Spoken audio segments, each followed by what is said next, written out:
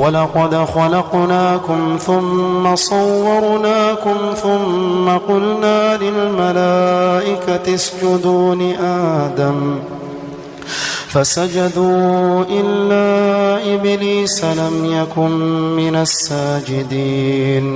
Maka ceritakanlah kepada mereka kisah-kisah itu agar mereka berfikir. Jadi kisah-kisah itu diceritakan dalam Al-Quran untuk menjadi renungan. Bukan hanya sekedar dinikmati ceritanya, tetapi juga lebih daripada itu harus dijadikan renungan. Bahwa dalam setiap kisah Quran itu ada pelajaran. Makanya Nabi SAW ketika dalam kondisi terpuruk dakwahnya, maka Allah Subhanahu wa taala mengkisahkan para pendahulunya bahwa apa yang dialami Nabi SAW juga dialami oleh para pendahulunya. Makanya Allah mengatakan dalam surah Hud ayat 120, wa kullan naqussu 'alaika min amba'ir rusuli ma nuthabbitu bihi fuadak. Dan semua kisah daripada rasul-rasul kami ceritakan kepadamu wahai Muhammad, agar kisah-kisah yang dengan kisah-kisah itu kami bisa meneguhkan hatimu. Jadi kalau seandainya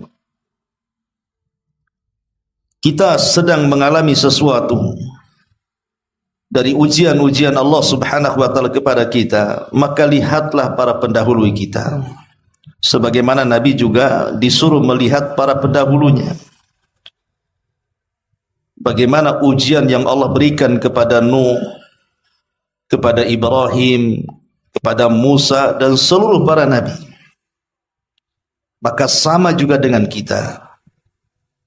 Kalau seandainya kita diberikan ujian oleh Allah Subhanahu wa taala, maka lihatlah kisah-kisah para nabi. Termasuk nabi kita Muhammad sallallahu alaihi wasallam, karena Allah mengatakan laqad kana fi qasasihim ibratun liulil albab. Sungguh pada kisah-kisah mereka itu terdapat pelajaran besar bagi orang-orang yang mau memiliki akal pikiran. Ma'asyiral muslimin wal muslimat rahimani wa rahimakumullah. Dari mana kita mulai kisah ini? Kita mulai kisah ini melihat urutan daripada Al-Quran. Biar senang kita membahasnya. Jadi kita akan mengurut sesuai dengan urutan Quran. Memang tidak semua surat-surat dalam Al-Quran itu ada kisah-kisahnya. Tapi kebanyakan besar Al-Quran itu setiap suratnya mesti ada kisah-kisah yang Allah kisahkan di dalamnya. Kita mulai dari surah Al-Baqarah.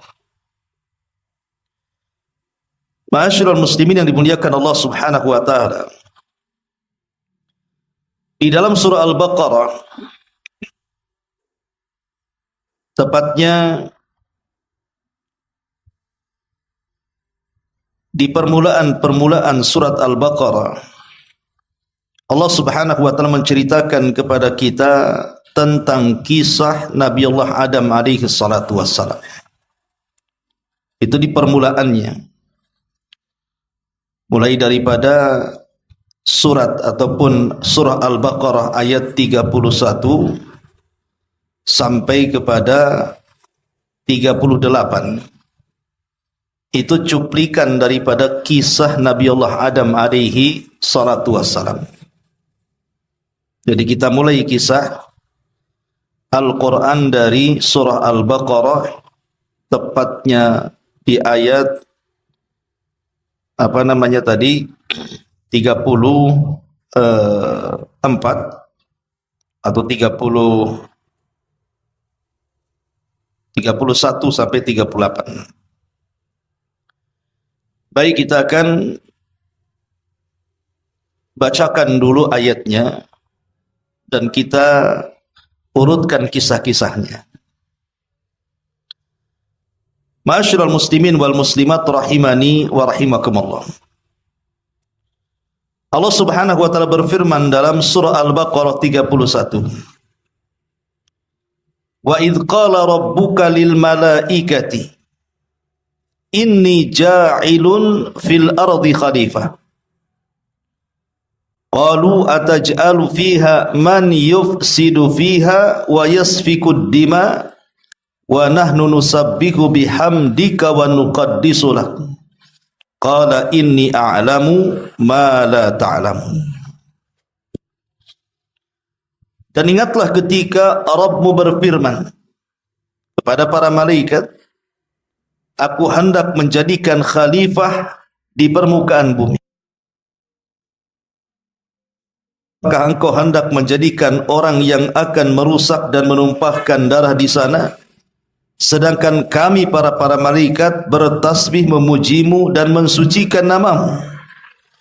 Maka Allah Subhanahu wa taala berfirman, sungguh aku mengetahui apa yang kalian tidak tahu. Ma'asyiral muslimin wal muslimat rahimani wa rahimakumullah. Kisah Nabi Allah Adam alaihi salatu wassalam itu tercantum di banyak surat dalam Al-Quran. Bahkan penyebutan Nabi Adam sendiri dalam Quran itu tersebut 25 kali. Di antaranya disebutkan dalam Al-Baqarah 31 yang sedang kita bicarakan.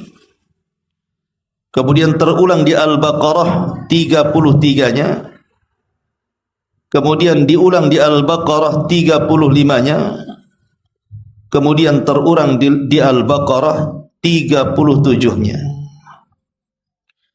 Kemudian surah Al-Imran ayat 33. Al-Imran ayat 59. Al-Maidah ayat 27. Kemudian Al-A'raf ayat 26. Kemudian Al-A'raf ayat 27. Kemudian terulang di Al-A'raf ayat 31. Al-A'raf ayat 35. Al-A'raf ayat 172. Kemudian surah Isra ayat 70. Maryam 58.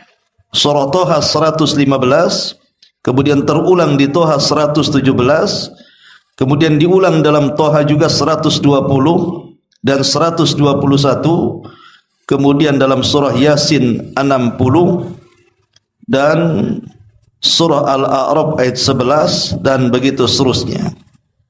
Jadi cukup lengkap kisah Nabi Allah Adam alaihi salatu wassalam karena terulang-ulang di beberapa ayat dan di beberapa surat dalam Al-Quranul Karim, sehingga enak menceritakannya. Karena ada nabi-nabi yang Allah Subhanahu wa taala sebutkan di dalam Al-Quran itu ceritanya gamblang, enak menceritakannya. Seperti kisahnya Nabi Yusuf, kisahnya Nabi Musa, kisahnya Nabi Adam, itu enak kisahnya karena gamblang dan lengkap. Tapi ada nabi-nabi itu yang diceritakan dalam Al-Quran seperti kisah Nabi Allah Saleh, kisah Nabi Allah Shu'aib, itu global-global saja. Dan yang lebih parah juga ada yang hanya ada namanya tapi tidak ada kisahnya. Seperti Ilyasa, Zulkifli, ada namanya tercantum dalam Quran tapi kisahnya tidak ada. Makanya Allah Subhanahu wa taala mengatakan dalam surah An-Nisa ayat 164 dan 165, wa rusulan qad qasasnahum 'alaika min qablu wa rusulan lam naqsushum 'alaika wa kallamallahu Musa taklima rusulan mubashshirina wa mundhirin li'alla yakuna lin-nasi 'ala Allahi hujjatun ba'dar rusul wa kana Allah azizan hakima. Dan kami telah mengutus rasul-rasul yang sungguh telah kami kisahkan tentang mereka kepadamu dulu, tapi Rasul-rasul yang tidak kami kisahkan tentang mereka juga kami tidak kisahkan kepadamu. Dan Allah telah berbicara kepada Musa dengan langsung. Mereka kami utus selaku rasul-rasul pembawa berita gembira dan pemberi peringatan agar supaya tidak ada alasan bagi manusia membantah Allah sesudah diutus rasul-rasul itu. Dan Allah Maha Perkasa lagi Maha Bijaksana. Ma'asyiral muslimin wal muslimat rahimani wa rahimakumullah. Baik, kita akan fokus kepada kisah Nabi Allah Adam alaihi salatu wassalam. Di sini Allah Subhanahu wa taala menghabarkan kepada para malaikat bahwa Dia akan menciptakan makhluk yang namanya manusia. Allah Subhanahu wa taala mengatakan wa idz qala rabbuka lil malaikati, dan sungguh kami telah berfirman kepada para malaikat. Dan para malaikat adalah makhluk dari makhluk-makhluk Allah. Mereka adalah utusan-utusan Allah Subhanahu wa taala sekaligus tentara dari tentara Allah Subhanahu wa taala. Malaikat diciptakan dari cahaya. Dan para malaikat ketika Allah ciptakan, Allah tidak berikan nafsu kepada mereka. Sehingga para malaikat itu murni diciptakan hanya untuk beribadah kepada Allah Subhanahu wa taala. Wa yaf'aluna ma yu'marun, mereka melaksanakan apapun yang diperintahkan Allah. La ya'sunallah, mereka tidak pernah bermaksiat kepada Allah Subhanahu wa taala. Dan kita tahu bahwa para malaikat memiliki jumlah yang banyak yang tidak ada yang tahu kecuali Allah Subhanahu wa taala. Sebagaimana Allah mengatakan wa ma ya'lamu junuda rabbika illahu wa ma huwa illa dzikra lil bashar. Tidak ada yang tahu jumlah berapa tentara Allah Subhanahu wa taala dari kalangan para malaikat itu kecuali hanya Allah Subhanahu wa taala. Makanya Nabi sallallahu alaihi wasallam menjelaskan di langit sana tidak ada 4 jari kecuali ada para malaikat yang berdiri sampai kiamat, yang ruku sampai kiamat, yang sujud sampai kiamat. Saking banyaknya para malaikat yang Allah Subhanahu wa taala ciptakan. Lah para malaikat ini adalah makhluk yang berakal yang pertama kali Allah ciptakan. Karena makhluk yang berakal itu kan ada 3. Pertama malaikat, yang kedua jin, dan yang ketiga manusia. Lah malaikat ini yang pertama diciptakan Allah Subhanahu wa taala, tercipta dari nur, dari cahaya. Adapun makhluk yang berakal kedua yang diciptakan setelah para malaikat adalah bangsa jin, dan mereka tercipta dari nar, dari api. Dan yang ketiga baru Adam dan keturunannya. Adam alaihi salatu wassalam tercipta dari tanah. Artinya sebelum Adam alaihi salatu wassalam diciptakan sudah ada makhluk yang menghuni bumi ini yang namanya bangsa jin. Jadi bumi yang kita tempati ini sebelum Allah Subhanahu wa taala serahkan kepada kita para manusia, itu sudah didahului ditempati oleh kalangan jin. Dan mereka juga artinya khalifah. Khalifah itu artinya makhluk yang menggantikan makhluk sebelumnya. Adam tidak mungkin disebut khalifah kecuali sebelumnya menggantikan makhluk yang sudah ada. Makanya Abu Bakar itu disebut khalifatu Rasulillah, karena dia mengganti Nabi. Berarti di bumi ini ada 2 khalifah. Pertama bangsa jin, ya tentu yang dipimpin oleh iblis, itu khalifah yang pertama. Kemudian yang kedua Adam alaihi salatu wassalam, itu khalifah yang kedua. Jadi Adam menggantikan posisi iblis. Dan disebut khalifah artinya yakhlufu ba'duhu ba'dha, makhluk yang bergenerasi, di mana generasi kedua menggantikan generasi pertama, generasi ketiga menggantikan generasi kedua, dan begitu seterusnya. Nah di sini Allah Subhanahu wa taala mengatakan wa idz qala rabbuka lil malaikati inni ja'ilun fil ardi khalifah. Sesungguhnya Kata Allah Subhanahu wa taala, aku akan menjadikan di bumi ini makhluk yang akan menggantikan makhluk sebelumnya. Maksudnya Adam yang akan menggantikan posisi iblis dan para jin yang ada sebelumnya. Muslimat rahimani wa rahimakumullah.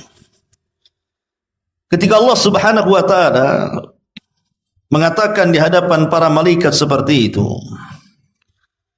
kemudian para malaikat mengatakan di hadapan Allah Subhanahu wa taala, memberikan tawaran. Jadi bukan membantah, tapi malaikat memberikan tawaran kepada Allah Subhanahu wa taala. Apa tawarannya? Qalu ataj'alu fiha man yufsidu fiha wa yasfiku dima wa nahnu nusabbihu bihamdika wa nuqaddisu lak. Malaikat mengatakan, ya Rabb, apakah engkau hendak menjadikan orang yang akan merusak dan menumpahkan darah di sana? Kenapa malaikat bicara seperti itu? Karena sebelumnya bumi ini dipenuhi dengan bangsa jin yang suka merusak. Jadi jin-jin yang pertama kali memenuhi bumi ini, mereka saling berperang, saling membunuh, saling merusak, menumpahkan darah, membuat kerusakan dan kerusuhan.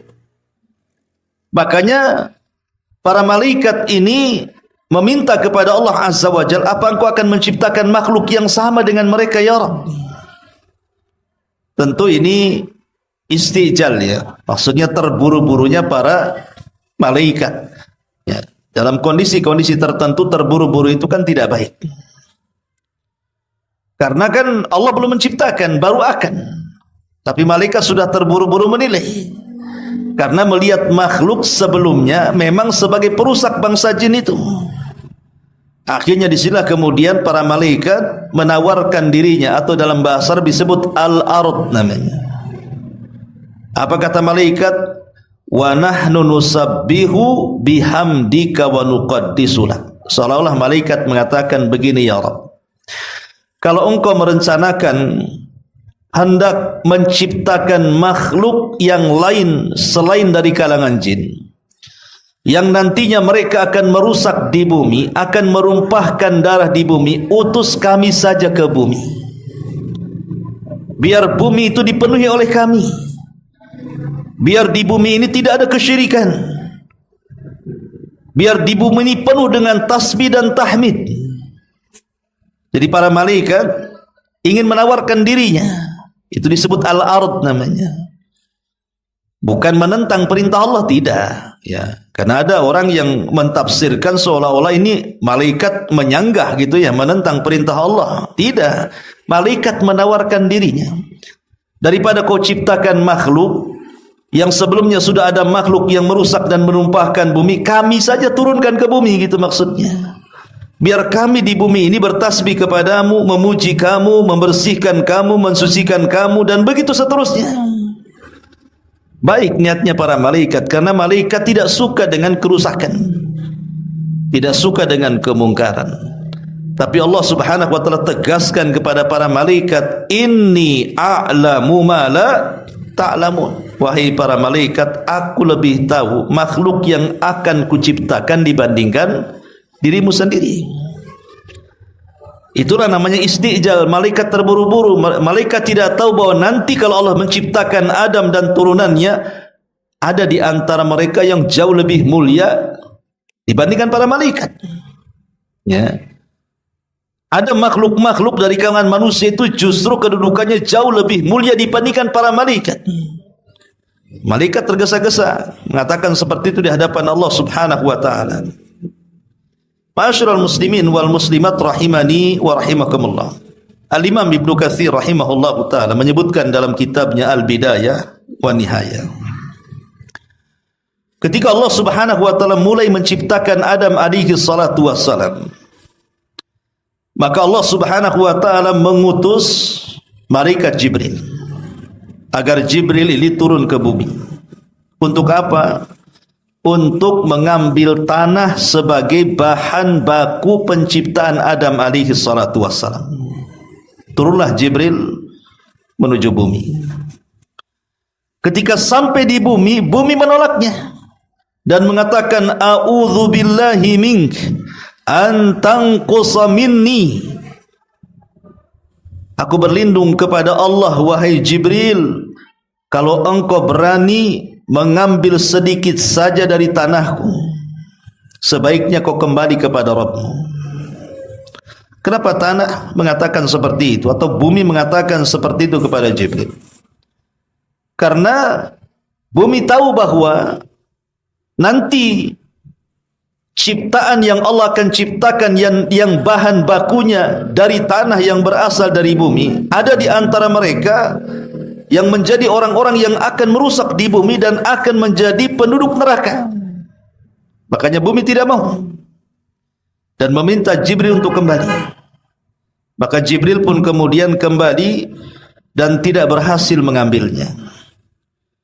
Kemudian Allah Subhanahu wa taala mengutus lagi malaikat yang lain, Mikail.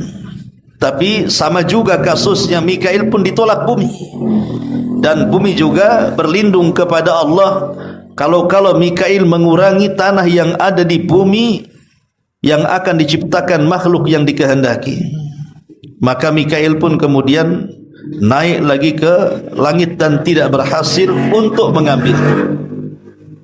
Sampai ketika beberapa para malaikat tidak berhasil, yang terakhir Allah Subhanahu wa taala utus para malaikat yang disebut dengan Malakul Maut.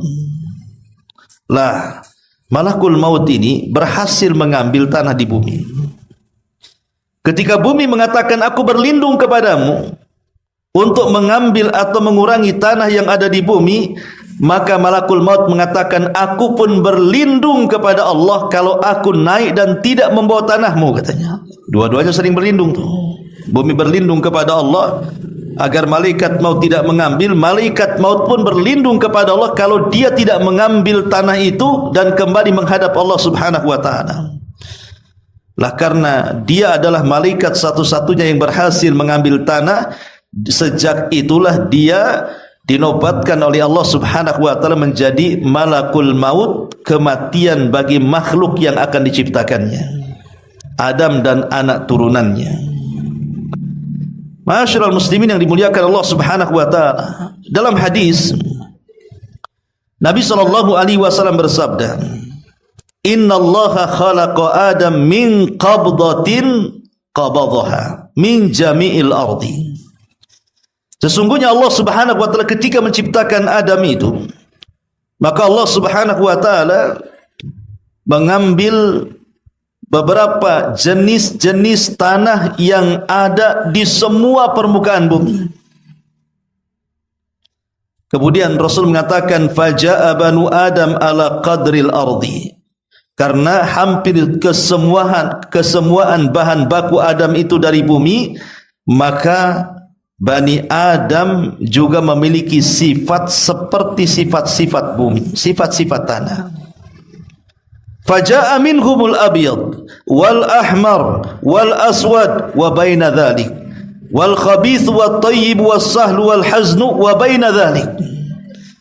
Maka lihatlah anak Adam, di antara mereka ada yang berwarna putih karena ketika Malakul Maut mengambil tanah sebagai bahan baku Nabi Adam itu juga dengan berbagai macam warna tanah. Ada warna yang putih, ada warna yang merah, ada warna yang hitam dan warna-warna yang bercampur lainnya. Makanya nanti turunan Adam juga kulit-kulit mereka mengikuti kulit tanah. Jadi ada yang kemudian warnanya putih gitu ya. Kemudian juga ada warna kulitnya merah, ada warna kulitnya hitam, ada yang bercampur baur antara ya merah kuning hitam gitu. Gitu. Pokoknya manusia itu macam-macam kulitnya kan, tidak sama gitu ya. Bukan hanya sekedar itu, termasuk sifat-sifatnya juga. Karena ketika menciptakan Adam itu juga tanah yang diambil itu ada yang keras, ya, ada yang lembek, ya.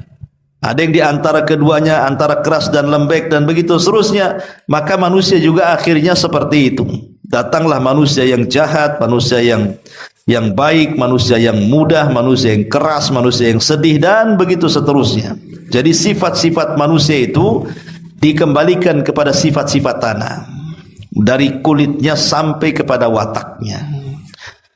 Ma'asyiral muslimin yang dimuliakan Allah Subhanahu wa taala, intinya setelah Allah Subhanahu wa taala kemudian menciptakan Adam alaihi salatu wassalam di langit sana,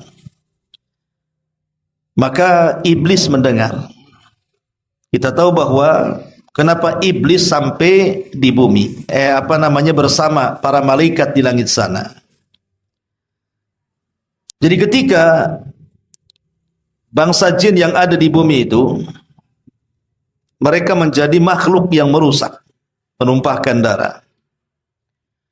Maka Allah Subhanahu wa taala mengutus para malaikat untuk mentertibkan mereka. Jadi malaikat diutus oleh Allah untuk mentertibkan mereka semuanya. Sehingga ada para malaikat yang saat ditertibkan bangsa jin yang saat ditertibkan para malaikat yang melawan, maka mereka dipenjarakan di pulau-pulau yang kosong, di lautan, di sungai. Akhirnya kemudian mulailah bangsa jin mulai tertib. Sudah tidak ada lagi yang merusak, menumpahkan darah setelah para malaikat diutus oleh Allah untuk menyerang mereka. Kemudian menculik salah satu pembesar dari mereka. Dibawalah salah satu pembesar mereka itu, dibawa ke alam para malaikat di atas langit sana. Itulah yang disebut dengan iblis. Orang-orang ahli kitab atau kisah-kisah Israiliyat menyebut namanya sebagai Azazil. Tapi kita mengenal namanya sebagai iblis. Lah, karena pimpinannya kemudian diculik dan dibawa ke langit, kemudian hidup di tengah-tengah para malaikat, akhirnya sadar. Gimana hidup di alam malaikat? Akhirnya dia sadar dan mengikuti gaya malaikat akhirnya di langit sana dan menjadi penguasa langit pertama. Si iblis ini akhirnya menjadi jin yang paling saleh karena dididik para malaikat di langit sana itu. Sehingga karena terbiasa bersama para malaikat, sehingga akhirnya ya dia seperti malaikat beribadah kepada Allah Subhanahu wa taala, sampai akhirnya dia pun dihadiahi untuk menjadi khazainul jannah, penjaga surga. Jadi akhirnya naik lagi dari penguasa langit pertama sampai ke langit ketujuh. Dimasukkan iblis ke dalam surga karena kesolehan. Itulah dia mendengar bahwa Allah Subhanahu wa taala akan menciptakan makhluk yang namanya Adam alaihi salatu wassalam. Mulailah watak aslinya keluar. Watak aslinya keluar. Mulailah ada hasad dalam hatinya. Jangan-jangan Allah Subhanahu wa taala menciptakan makhluk baru ini akan menggantikan posisiku di surga. Makanya ketika Allah Subhanahu wa taala sudah menciptakan Adam dan dibiarkan mengering sampai ada yang mengatakan 40 tahun lamanya, belum ditiupkan ruh.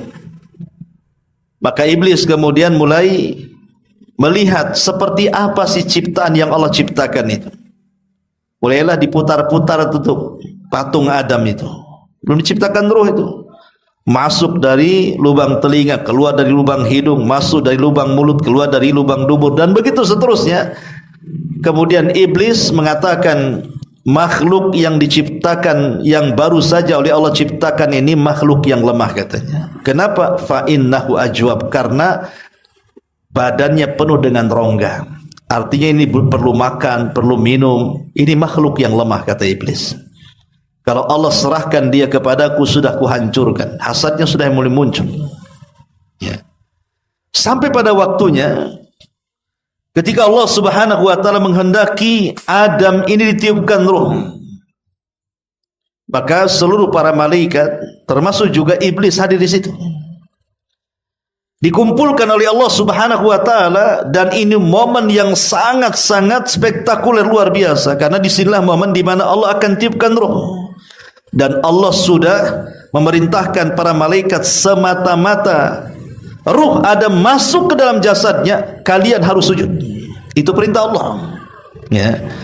Maka betul-betul kemudian Allah Subhanahu wa taala katakan falamma sawaituhu wa nafakhtu fihi min ruhi faqa'u lahu sajidin.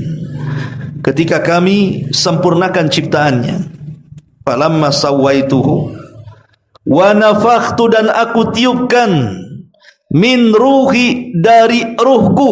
Lihat di sini bahasanya dari ruhku. Jadi ruhnya Adam dinisbatkan kepada Allah. Sesuatu yang diidhafahkan kepada Allah itu mulia. Baitullah mulia karena dinisbatkan atau diidhafahkan kepada Allah. Naqatullah, untanya mujizatnya Nabi Saleh, untanya Allah, ya. Pokoknya sesuatu yang sifatnya diidhafahkan kepada Allah, maka sesuatu itu akan menjadi mulia. Lah ketika Allah Subhanahu wa taala menyebutkan kalimat ruh Adam diidhafahkan kepada dirinya, min ruhi, dari ruhku, gitu ya. Artinya ruh Adam ini mulia karena diidhafahkan kepada Allah. Semata-mata ruhku masuk ke dalam jasad Adam, faqa'u, maka kalian wajib tersungkur sujud, faqa'u lahu sajidin. Maka betul-betul ketika ruh itu masuk, para malaikat pun sujud kepada Adam alaihi salatu wassalam. Sujud kepada apanya? Sujud kepada ruhnya, bukan ke dalam kepada jasadnya. Karena Allah Subhanahu wa taala menisbatkan ruh Adam kepada dirinya. Menisbatkan artinya menyandarkan ruhnya Adam kepada dirinya. Jadi Adam itu kan terangkai dari jasad dan ruh. Yang mulia dari jasad dan ruh itu ada ruhnya, bukan jasadnya. Jadi kita ini kan terangkai dari dua nih, satu jasad, satu ruh. Yang mulia dari badan kita ini bukan jasad kita, tapi ruh kita. Makanya Allah Subhanahu wa taala, Nabi sallallahu alaihi wasallam mengatakan apa? Rasulullah SAW mengatakan, innallaha la yanzuru ila suwarikum wala ila wala ila amwalikum walakin yanzuru ila qulubikum wa a'malikum. Sesungguhnya Allah tidak melihat fisikmu, tidak pula melihat hartamu, tapi yang Allah lihat adalah hatimu dan amalmu. Dan hati itu dikembalikan kepada mana? Kepada ruh. Kalau saya mau buat logika seperti ini, kawan. Kalau seandainya ada orang hidup, antum ikat, kemudian antum gali kuburan, kemudian antum masukkan orang itu hidup-hidup, kemudian dikuburkan, kira-kira apa kata manusia? Antum dibilang sadis tuh kan? Masa menguburkan orang masih hidup? Kan itu ya? Kenapa kemudian antum dibilang sadis? Karena belum layak dikubur. Dia masih hidup. Mungkin antum dianggap pembunuh kan gitu. Karena tempatnya bukan di situ. Tapi coba kalau seandainya ada jasad yang sudah tidak ada ruhnya. Walaupun dia seorang presiden, seorang menteri, jangan dikubur. Ya. Antum taruh saja di kursi gitu ya. Gak usah dikubur. Kira-kira seminggu atau 2 minggu gitu kan, biarkan di kursi itu. Kira-kira antum dikatakan apa manusia? Orang itu jahat sekali katanya. Masa mayat ditaruh di kursi? Bawalah ke kuburan sana. Dikubur di sana. Kan harusnya kan gitu kan itu ya. Karena memang tempatnya di situ. Jadi jasad ini kalau sudah tidak ada ruhnya, maka tidak ada kemuliaan sedikit pun, ikhwan. Walaupun dia presiden, walaupun dia menteri, walaupun dia orang kaya, kalau jasad ini sudah tidak ada ruhnya, maka tidak ada kemuliaan lagi dalam hidupnya.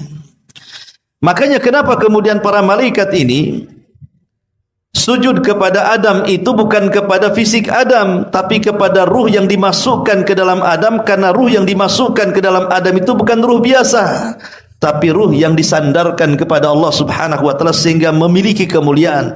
Dan sujudnya para malaikat ini bukan sujud ibadah, tapi sujud takrim, sujud penghormatan. Bahkan ada sebagian ahli tafsir mengatakan sujudnya para malaikat itu menjadikan Adam kiblat bagi mereka seperti kita menjadikan Ka'bah itu kiblat dalam sujud salat kita. Ya. Ada mengatakan seperti itu menurut sebagian ahli tafsir. Ma'asyiral muslimin wal muslimat rahimani wa rahimakumullah. Di sini Allah Subhanahu wa taala mengatakan, qala inni a'lamu ma la ta'lamun. Sesungguhnya aku lebih tahu tentang ciptaanku dibandingkan kalian wahai para malaikat. Ketika seluruh para malaikat sujud, menunjukkan apa? Kemuliaan Adam alaihi salatu wassalam jauh lebih mulia dibandingkan para malaikat. Sekarang malaikat tahu siapa makhluk yang diciptakan Allah. Karena dengan sujudnya para malaikat kepada Adam menunjukkan Adam lebih mulia dibandingkan para malaikat. Bukan Adam yang sujud kepada para malaikat, malaikat yang sujud kepada Adam. Menunjukkan posisi Adam lebih mulia dibandingkan para malaikat, gitu maksudnya. Sekarang baru kau tahu, inilah ciptaanku, kata Allah Subhanahu wa taala. Berbeda dengan para malaikat yang sami'na wa ata'na, dengan iblis yang hadir di tengah-tengah para malaikat. Iblis tidak mau. Dia menolak sujud kepada Adam alaihi salatu wassalam, bahkan dia mengkiaskan posisi dirinya dengan Adam alaihi salatu wassalam seolah-olah dia lebih mulia dibandingkan Adam. Apa kias dia? Dia mengatakan, aku tercipta dari api, malaikat tercipta dari cahaya, Adam tercipta dari tanah. Di antara tanah dan api yang mendekati cahaya itu mana? Api. Ya kan? Ini ada nih cahaya, api dan tanah. Kira-kira dari tanah dan api yang mendekati cahaya itu apa? Ya api lah. Karena api itu kan mengeluarkan cahaya. Jadi si iblis ini seolah-olah dia lebih baik dibandingkan Adam karena kedekatan ciptaan dia dengan para malaikat. Malaikat tercipta dari cahaya, aku tercipta dari api. Api dengan cahaya kurang lebih saja katanya. Kalau tanah ini, ya gimana tanah? Tanah nggak mengeluarkan cahaya. Makanya dia mengatakan di hadapan Allah Subhanahu wa taala, khalaqtani min nari wa khalaqtahu min tin. Kau ciptakan aku dari api, berarti mendekati cahaya, sementara Adam kau ciptakan dari tanah. Maka kita katakan harusnya iblis tahu diri. Malaikat yang diciptakan dari cahaya saja mau sujud, kau pula yang diciptakan dari api tak mau sujud. Kan begitu logikanya kan? Kan dia mengatakan bahwa aku tercipta dari api, berarti mendekati cahaya. Adam ini tercipta dari tanah. Maka kita katakan, lo malaikat saya yang tercipta dari tanah dia sujud, kau pula yang tercipta dari api tak mau sujud. Bahasanya seperti itu ya. Logikanya kan begitu. Ma'asyiral muslimin yang dimuliakan Allah Subhanahu wa taala. Tapi yang jelas bahwa namanya cahaya tetaplah cahaya dan akan kembali ke cahaya. Dan yang namanya api tetaplah api dan akan kembali kepada api. Artinya karena iblis tercipta dari api dan akan kembali kepada api, maksudnya kembali ke neraka. Dia tercipta dari api, neraka dari api, maka api akan kembali ke api. Tapi Adam diciptakan di antara keduanya, di antara cahaya dan api, sehingga ada keturunan Adam itu yang seperti para malaikat, ada juga yang turunan Adam itu seperti iblis laknatullah alaih, karena dia tengah-tengah masalahnya. Ya. Baik, kita lanjutkan. Kemudian Allah Subhanahu wa taala mengatakan, wa 'allama Adamal asma'a kullaha thumma aradahum 'alal malaikati faqala anbi'uni bi asma'i haula'i in kuntum shadiqin. Dan dia, maksudnya Allah, mengajarkan kepada Adam nama-nama benda semuanya. Terjadi silang pendapat di antara ulama tafsir, apa yang diajarkan Allah dari nama-nama kepada Adam itu. Pendapat pertama bahwa yang dimaksud ilmu yang diajarkan kepada Adam dari nama-nama itu, maksudnya Allah memberitahu nama-nama yang sebelumnya tidak punya nama menjadi nama. Contoh dulu, gunung, lautan, pohon, batu, apapun yang ada di bumi belum ada namanya. Ya bumi gitu saja. Tanah ya bagian daripada bumi, laut bagian daripada bumi, sungai, batu, bata dan begitu seterusnya. Baru Allah Subhanahu wa taala beri nama. Ini gunung, ini namanya gunung yang seperti ini namanya pohon, ini namanya lautan, ini namanya sungai. Pokoknya segala yang tidak ada nama langsung punya nama. Dan Adam diberitahu nama-nama itu. Dan para malaikat tidak diajarkan itu. Kalau Adam menunjuk gunung, ya dikatakan ini apa namanya, malaikat tidak tahu. Maka Adam mengatakan ini namanya gunung, gitu ya. Ini namanya pohon. Nah, itu namanya nama-nama.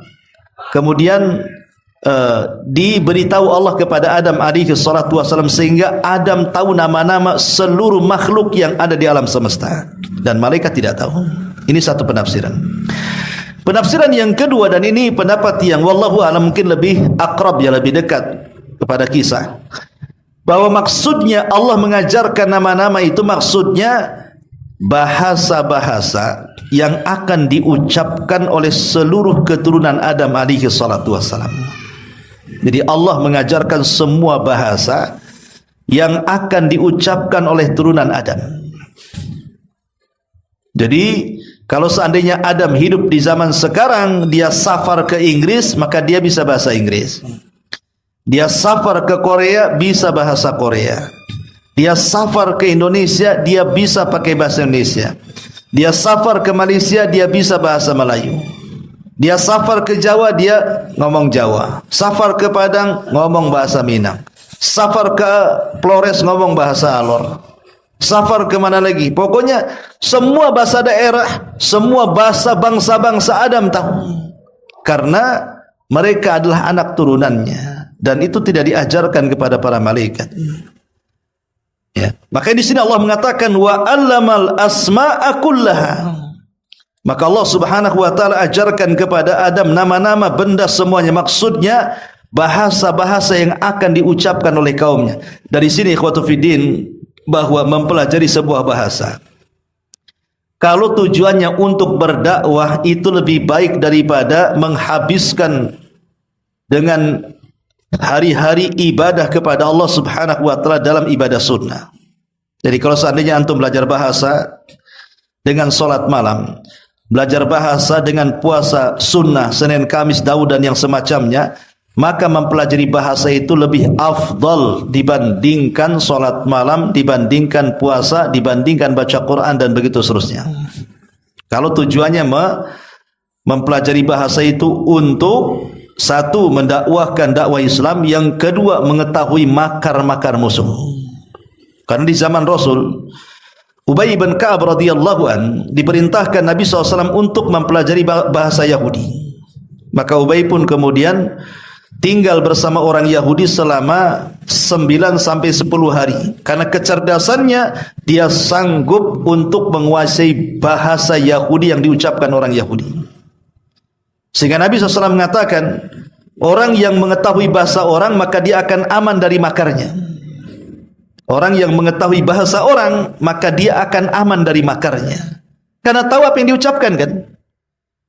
Makanya dalam Al-Quran itu Allah mengatakan wala taqulu ra'ina wa qul unzurna. Jangan kalian katakan ra'ina, tapi katakanlah unzurna.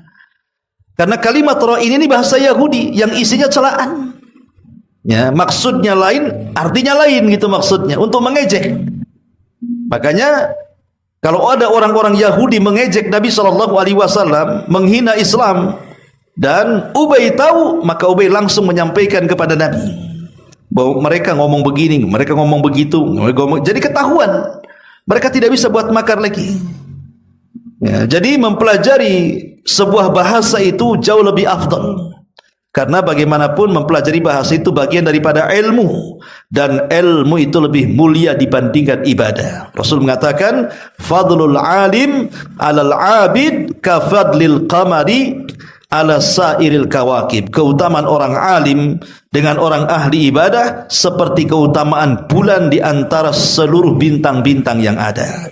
Ya, jadi menguasai bahasa orang, kalau tujuannya ya tadi untuk mengembangkan dakwah, kemudian juga supaya tahu makar-makar musuh, maka itu lebih baik daripada ibadah-ibadah sunnah. Ya. Ma'asyiral muslimin yang dimuliakan Allah Azza wa Jalla. Lah setelah kemudian Allah mengajarkan Adam bahasa macam-macam, maka Allah Subhanahu wa taala mengumpulkan para malaikat dan mengatakan, ambiuni bi asma'i haula'i in kuntum shadiqin. Allah mengatakan, sebutkanlah wahai para malaikat kepadaku nama-nama semua benda ini jika kalian benar. Maka malaikat baru di sini menyatakan kelemahannya di hadapan Adam dan mengatakan, qalu subhanaka la ilma lana illa ma 'allamtana innaka antal alimul hakim.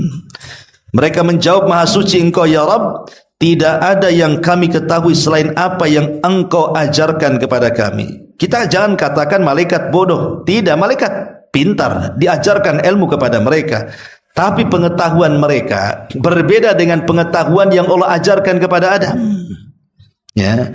Ilmu yang diajarkan Allah kepada para malaikat berbeda dengan ilmu yang Allah ajarkan kepada Adam, di mana ilmu yang diajarkan kepada Adam tidak diajarkan kepada para malaikat.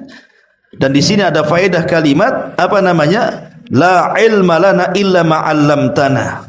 Bahwa kata para malaikat, tidak ada yang kami ketahui selain apa yang engkau ajarkan kepada kami. Dari sini kita tahu bahwa pengetahuan makhluk itu sangat sedikit dibandingkan pengetahuan Allah.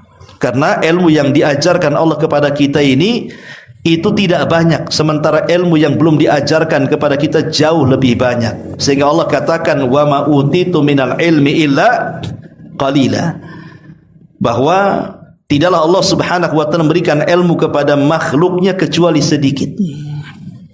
Dan di sini juga ada faedah penting ikhwan, di mana tidak ada yang bisa memuliakan ahlul fadl, orang yang punya keutamaan, illa ahlal fadli, kecuali yang memiliki keutamaan juga.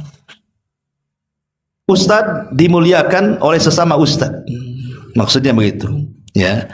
Orang yang berilmu akan dimuliakan oleh sama-sama orang yang berilmu. Tetapi kalau satunya berilmu, satunya tidak berilmu, rata-rata mereka karena tidak paham keutamaan, banyak di antara orang-orang yang tidak berilmu meremehkan orang-orang yang berilmu. Malaikat ini tahu keutamaan Adam. Malaikat orang makhluk yang mulia di hadapan Allah. Mereka tidak pernah bermaksiat kepada Allah Azza wa Jalla. Dan Adam juga seorang nabi yang diajarkan banyak ilmu. Dia ulama. Malaikat yang mulia memuliakan Adam yang mulia. Makanya di sini ada kaidah bahwa biasanya orang yang memuliakan orang mulia itu karena dia mulia. Dan itu kenyataan kan, di tengah-tengah kita aja kenyataan. Ada kasus dengan ustadz sedikit kan gitu, habislah ustadznya. Dia nggak lihat ilmunya kan, lihat kesalahannya. Nah, kan begitu. Akhirnya merasa ustadz juga dia. Padahal ilmunya tidak sebanding juga dengan ustadz itu. Tapi hanya gara-gara gesekan-gesekan sedikit, akhirnya tidak suka dengan ustadz, punya kelompok sendiri. Nggak ada ustadznya, mereka menjadi ustadz sendiri. Kan gitu. Itulah namanya apa? Karena tidak punya kemuliaan sehingga tidak bisa memuliakan orang mulia. Di sini kaidahnya ini penting. Dan ini harus dipahami oleh para talabatul ilmi masalahnya. Baik. Ma'asyiral muslimin wal muslimat rahimani wa rahimakumullah. Kemudian Allah Subhanahu wa taala mengatakan, qala ya Adam ambihum bi asma'ihim. Wahai Adam, beritahu kepada mereka para malaikat nama-nama yang sudah kuajarkan itu. Falamma amba'akum bi asma'ihim, ketika Adam kemudian memberitahu kepada mereka dengan nama-nama yang Allah ajarkan itu, qala alam aqul lakum inni a'lamu ghaibas samawati wal ard wa a'lamu ma tubduna wa ma kuntum taktumun. Maka Allah katakan di hadapan para malaikat, bukankah telah aku katakan kepada kalian bahwa aku mengetahui rahasia langit dan bumi, dan aku mengetahui apa yang kamu nyatakan dan apa yang kamu sembunyikan. Kan pada awalnya malaikat mengatakan apa? Sudahlah, tidak perlu menciptakan makhluk itu, turunkan saja kami ke bumi, biar kami yang akan bertasbih di bumi. Ya.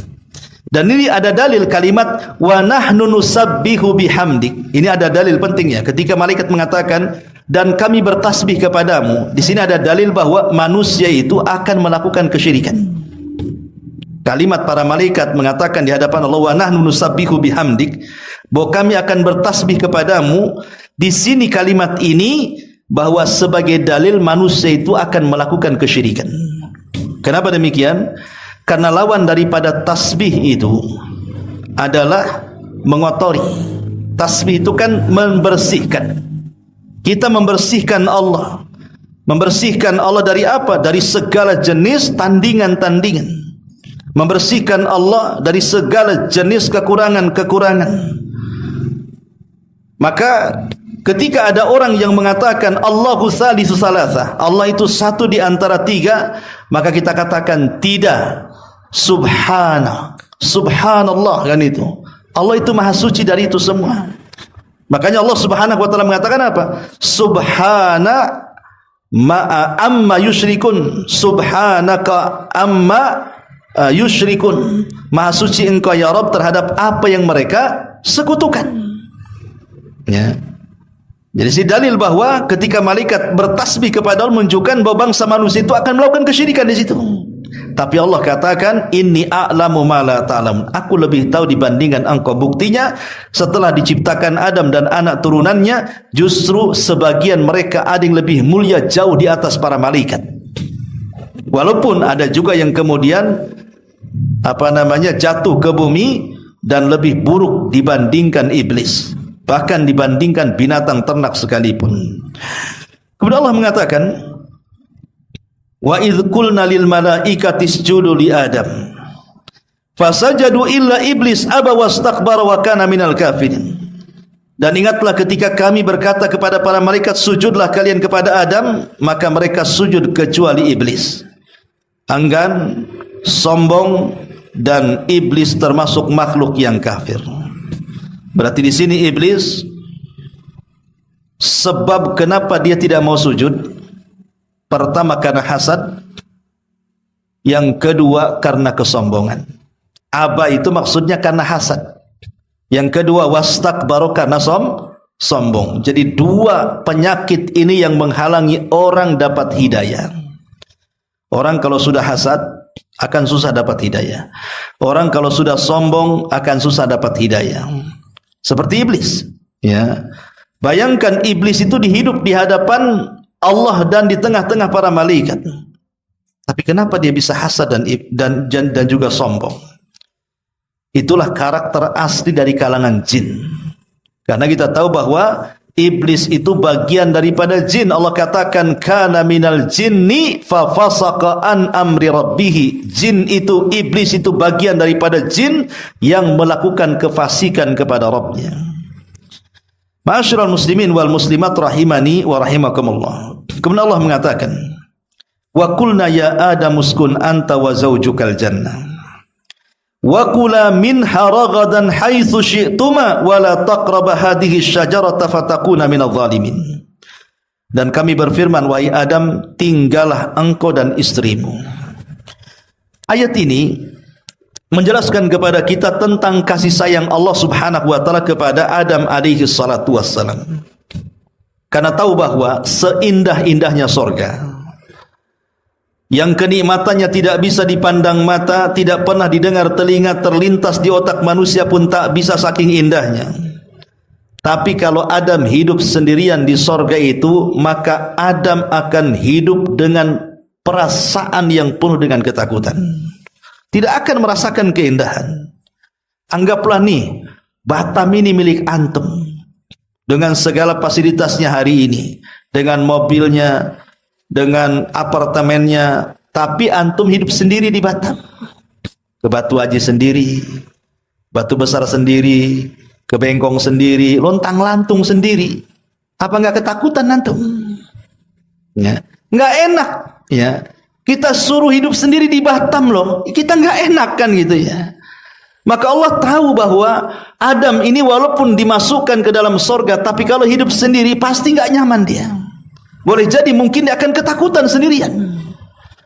Makanya di situ Allah Subhanahu wa taala berikan kasih sayangnya kepada Adam alaihi salatu wasallam sampai satu hari Adam ini tertidur. Saat tertidur, Allah Subhanahu wa taala kemudian mengambil tulang rusuk yang paling atas, yang paling bengkok, yang dekat dengan jantung diambil oleh Allah. Kemudian diciptakan dari tulang rusuk yang paling bengkok, yang paling atas, yang dekat dengan jantung Adam itu seorang wanita yang dikenal dengan Hawa. Hawa itu artinya oksigen, ya. Nah, kita ini bernafas itu artinya Hawa. Kenapa Hawa disebut Hawa? Karena satu-satunya makhluk yang tercipta dari benda yang hidup. Adam kan hidup, ya. Diambil benda yang hidup, maka terciptalah Hawa. Kalau Adam kan diciptakan dari benda mati, dari tanah, kan tanah mati, ya kan? Tapi Hawa ini tercipta dari makhluk yang hidup, maka disebut Hawa. Ya, Hawa itu ya bernafas, itu Hawa artinya, ya. Jadi kenapa kemudian diciptakan Hawa ketika Adam sedang tertidur? Supaya tidak ada kebencian. Sebab kalau Adam sedang terjaga diambilkan sakit, ya, sehingga takutnya nanti akan benci kepada Hawa. Makanya ketika menciptakan Hawa, kondisi Adam sedang tidur, diambil tulang rusuknya, diciptakan Hawa, tiba-tiba ditidurkan di sampingnya. Ketika Adam terbangun, dia kaget, rupanya ada perempuan di sampingnya. Ketika ditanya, siapa kamu? Kata Hawa, saya Hawa. Ya. Kenapa kau diciptakan? Kata Hawa, liaskuna ma'aka, agar aku bisa memberikan ketenangan kepadamu. Dari sini turun ayat, wa min ayatihi an khalaqalakum min anfusikum azwaja litaskunu ilaiha wa ja'ala bainakum mawaddatan wa rahmah inna fi dzalika laayatin liqaumi yatafakkarun.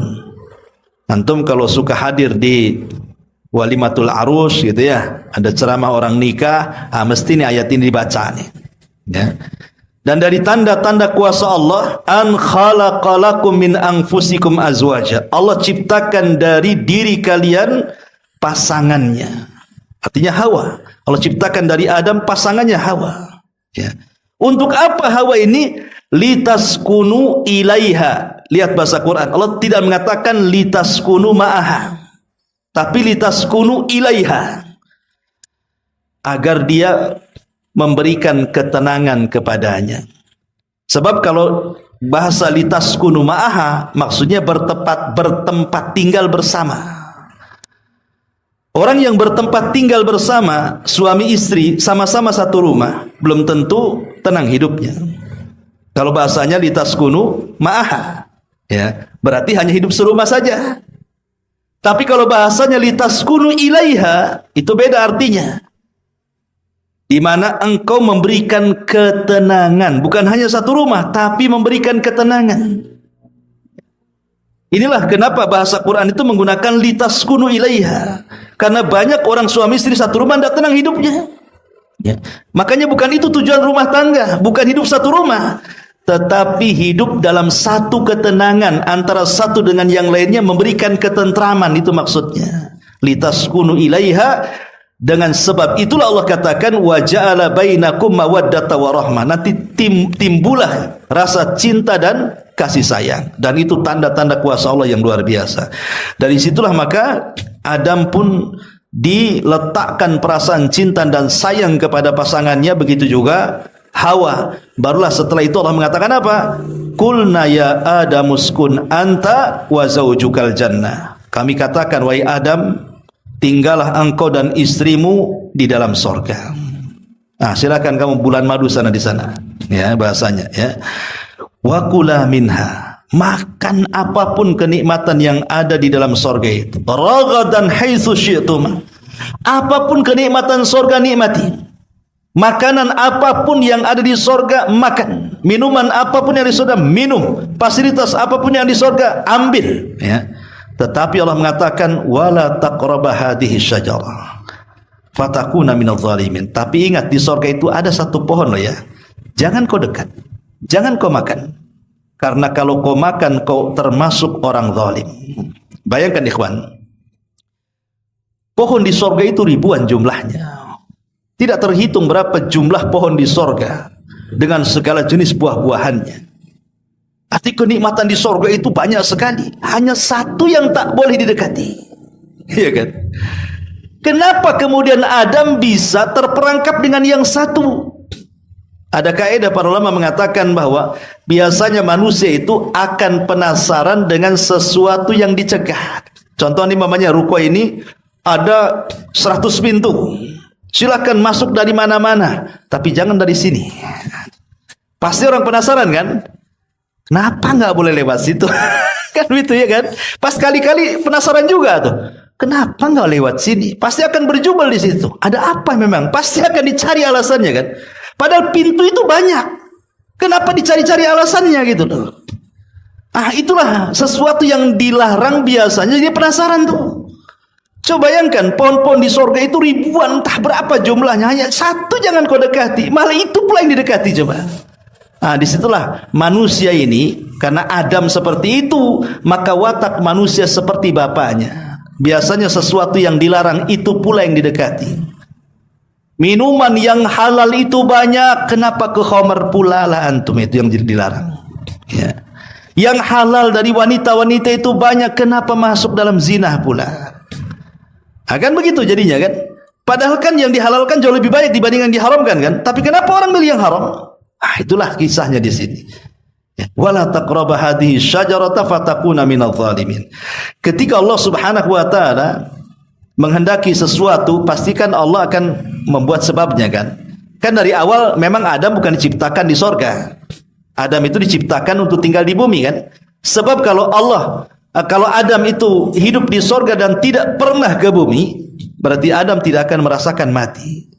Sementara di sorga itu kan kekal, tidak mungkin mati. Sementara kullu nafsin dha'iqatul maut, setiap jiwa itu pasti mati. Adam itu termasuk jiwa di dalamnya, maka dia harus turun ke bumi dan mati di bumi. Kalau di sorganya kapan matinya? Ya. Makanya ketika iblis mendengar bahwa ada satu pohon yang tidak boleh dekati Adam, disinilah iblis tahu kelemahan Adam. Karena iblis kan semakin melihat nikmat yang Allah berikan kepada Adam. Setelah kemudian dia tidak sujud kepada Adam, dia dikeluarkan dari sorga, Adam pula yang masuk ke sorga, kan hasadnya makin tinggi tuh iblis itu. Bayangkan coba kenikmatan yang Allah berikan kepada Adam. Ciptakan Adam dengan tangannya. Yang kedua, Allah tiupkan ruh dan disandarkan ruh kepada dirinya. Ketiga, Allah ciptakan Adam, kemudian Allah ajarkan ilmu yang banyak kepada Adam. Kemudian yang keempat, Allah Subhanahu wa taala berikan dia istri lagi. Ya. Sementara iblis tidak. Kemudian yang kelima, Allah masukkan lagi dia ke sorga. Ya geleng-geleng lah si iblis ini. Kok makin enak aja Adam ini. Karena orang hasad ini ikhwan, dia tidak akan tahan melihat kenikmatan saudaranya. Dan dia bercita-cita macam mana kenikmatan saudaranya hancur atau berpindah kepada dia. Itulah orang hasad. Makin hasad lah iblis ini. Macam mana caranya menghancurkan si Adam ini? Ketika iblis mendengar bahwa ada satu larangan yang tidak boleh dilanggar Adam, disitulah iblis mulai melancarkan was-wasnya. Makanya di sini Allah mengatakan, ya, fa azallahuma syaitanu anha fa akhrajahuma mimma kana fi. Lalu setan memperdayakan keduanya dari sorga sehingga keduanya dikeluarkan dari kenikmatan sorga tersebut. Jadi ada yang mengatakan, dan kan dalam ayat yang lain kan fawaswasa lahuma, maka iblis memberikan waswas kepada keduanya. Apa waswas keduanya? Dalam kisah-kisah Israiliyat, ya, ada yang mengatakan bahwa ini kisah Israiliyat ya, tidak boleh jadikan sandaran, hanya pelezat kisah saja. Jadi di luar sorga itu ada binatang ular, itu selalu keluar masuk sorga, ular itu. Ya.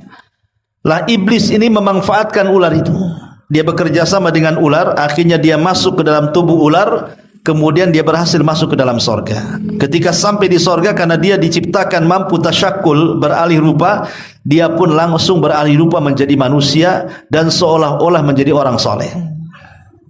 Itu menurut kisah Israel, tapi ini dibantah oleh para ulama. Ya, kayaknya mustahil kalau seperti itu. Kenapa? Kalau lihat dohir Quran, maka iblis itu memberikan was-was kepada Adam, tidak mesti harus masuk surga. Contoh memangnya sekarang nih alat komunikasi nih, ya kan, handphone. Kita di Indonesia, kawan kita di Malaysia, kemudian kita pakai handphone, kita pengaruhi dia, kan kita tidak harus ke Malaysia. Ya, kita kompori aja dari sini kan. Ya, bakar kan di sana. Kan itu ya. Kan tidak harus masuk negeri Malaysia atau negeri Singapura atau mana atau kemana-mana, kan cukup di sini saja. Ya kalau sekarang memungkinkan tidak harus masuk, maka boleh jadi iblis tidak perlu masuk ke sorga. Cukup dia di luar sorga dengan kemampuannya, maka dia bisa memberikan was-was dimasukkan ke dalam sorga. Itu logikanya. Ya. Jadi nggak perlu masuk surga iblis, cukup ngasih was-was saja. Bagaimana caranya? Wallahu alam. Itu zahir Quran. Tapi yang jelas akhirnya si Adam ini kemudian terkena was-was setan. Lah dari situlah kemudian dia memakan buah larangan. Karena dia memakan buah larangan, maka Allah Subhanahu wa taala mengatakan dalam ayat yang lain surah Al-A'raf itu, badat lahuma sawatuhuma. Maka tiba-tiba pakaiannya jatuh semuanya. Jadi kain-kain sutra yang Adam pakai, yang Hawa pakai itu tiba-tiba kemudian jatuh. Adam pun telanjang bulat, nampak auratnya. Hawa yang selama ini tidak pernah melihat aurat Adam ataupun sebaliknya malu, akhirnya saling berpencar, menyembunyikan diri di sorga. Tapi semua makhluk di sorga melihatnya. Ya, mau lari kemana? Dari sini ada kaidah para ulama. Semakin orang itu menanggalkan pakaiannya, maka semakin nampak dosa-dosanya. Wanita yang menanggalkan auratnya, maka nampak dosanya. Ya, maka dia akan semakin bejat hidupnya. Tapi semakin orang kemudian menutup auratnya, maka akan semakin menyedikitkan dosanya. Karena Adam alaihi salatu wassalam terbuka auratnya gara-gara apa? Gara-gara dosa. Memakan buah larangan, terurai auratnya. Kan gitu ya. Ketika dia tidak melakukan dosa, tertutup auratnya. Ya, makanya para wanita tutuplah aurat-auratnya, karena itu bagian daripada dosa Anda kepada Allah Subhanahu wa taala. Ya. Lah kemudian setelah Adam akhirnya melakukan kesalahan, dan itu juga Allah tahu, nggak mungkin Allah nggak tahu. Allah tahu Adam akan makan, kan itu ya. Tetapi itulah Allah kalau menghendaki sesuatu harus dibuat sebabnya. Maka ketika Adam sudah memakan, Adam, Hawa dan iblis pun diturunkan ke bumi. Ada yang mengatakan Adam diturunkan di Sri Lanka, kemudian Hawa di Jeddah, dan iblis di tengah lautan. Makanya istana iblis itu ada di tengah lautan. Sebagaimana hadis yang sahih, setiap hari dari istananya dia mengirim orang-orang untuk mencelakakan manusia di daratan. Dan iblis sangat suka dengan orang-orang yang anak buahnya yang bisa menceraikan suami istri, dibandingkan anak buahnya yang menggoda orang yang tidak sholat, orang yang sholat jadi tidak sholat, orang yang puasa jadi tidak puasa, orang yang baca Quran jadi tidak baca Quran. Ya, iblis lebih senang kepada anak buahnya kalau bisa menggoda Bani Adam sehingga dia bisa bercerai suami istri. Kenapa? Karena madaratnya lebih besar. Kalau orang yang sholat jadi tidak sholat kan sendiri saja, dia saja. Orang yang tadinya ngaji tidak ngaji, ya dia saja. Tapi kalau orang suami istri kemudian bercerai, itu madaratnya jauh lebih besar. Ya, karena apa? Nanti suaminya kena, istrinya kena, anaknya kena, keluarganya kena, semua kena kan? Ya, itulah makanya kemudian iblis senang dengan perkara itu. Kemudian Allah Subhanahu wa taala mengatakan, fatalaqqa adamu fa'azallahuma syaitan fa'akhrajahuma mimma kana fi wa qulna bitu ba'dukum li ba'din aduwwa lakum fil ardi mustaqarrun mata'un ilahin. Lalu setan memperdayakan keduanya dari sorga, sehingga keduanya dikeluarkan dari segala kenikmatan ketika keduanya di sana di sorga. Dan kami berfirman, turunlah kalian, sebagian kalian menjadi musuh bagi yang lainnya, dan bagi kalian ada tempat tinggal dan kesenangan di bumi sampai waktu yang ditentukan. Kemudian setelah Adam alaihi salatu wassalam di bumi, diturunkan di Sri Lanka, ya. Kemudian Hawa di Jeddah, maka disebut Jeddah itu diambil dari bahasa Arab. Jeddah itu artinya nenek, ya. Dan Jeddah itu adalah ibu kota pertama di Saudi sana. Dia pintu masuk dari dua tanah haram, tengah-tengahnya. Ya, Jeddah itu, ya. Lah ketika itu Adam alaihi salatu wassalam melihat ada cahaya. Ada cahaya terpancar dari langit, ya.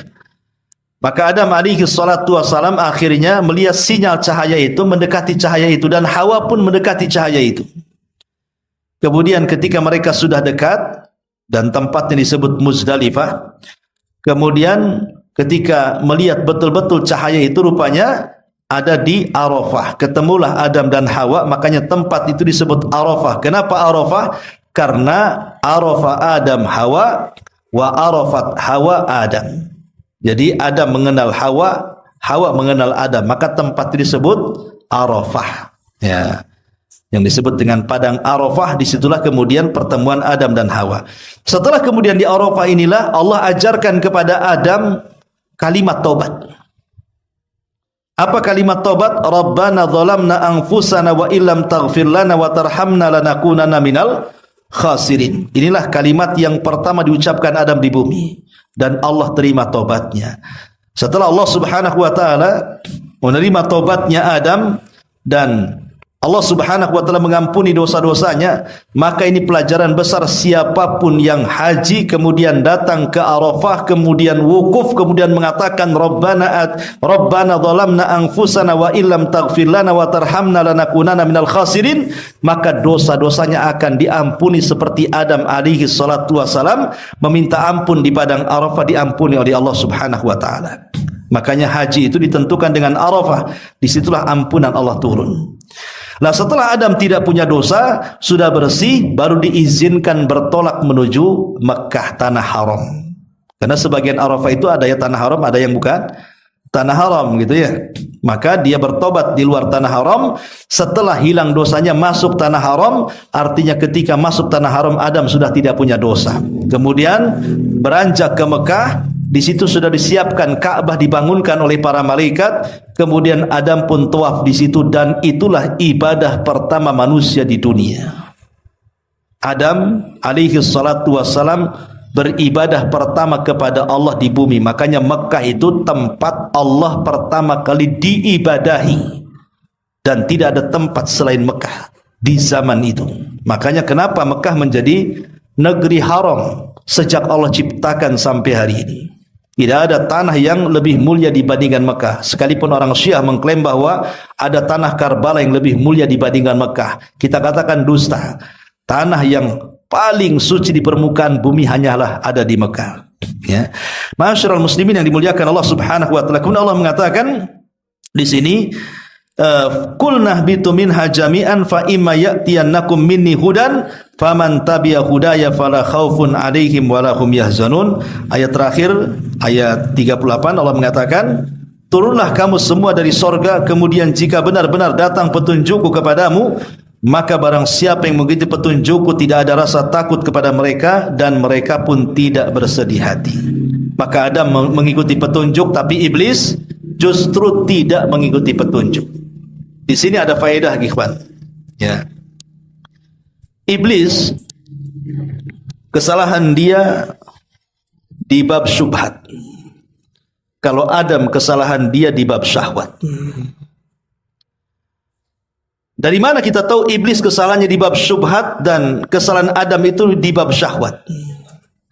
Karena Adam kesalahannya urusan perut. Kan Adam kan kesalahannya urusan perut, dan perut itu gudangnya syahwat.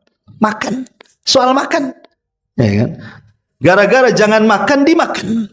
Berarti ini ngikuti syahwat namanya. Itulah kesalahan Adam. Tapi kesalahan iblis itu bukan di syahwat, tapi di syubhat. Otaknya yang enggak beres. Ya. Di mana iblis itu ketika Allah Subhanahu wa taala katakan sujud hai iblis, tak mau dia. Tak mau sujud dia. Dan mengatakan enak saja aku sujud kepada Adam, kan Adam tidak lebih baik dari aku. Kau ciptakan dari tanah, aku dari api loh. Itu kan syubhat namanya.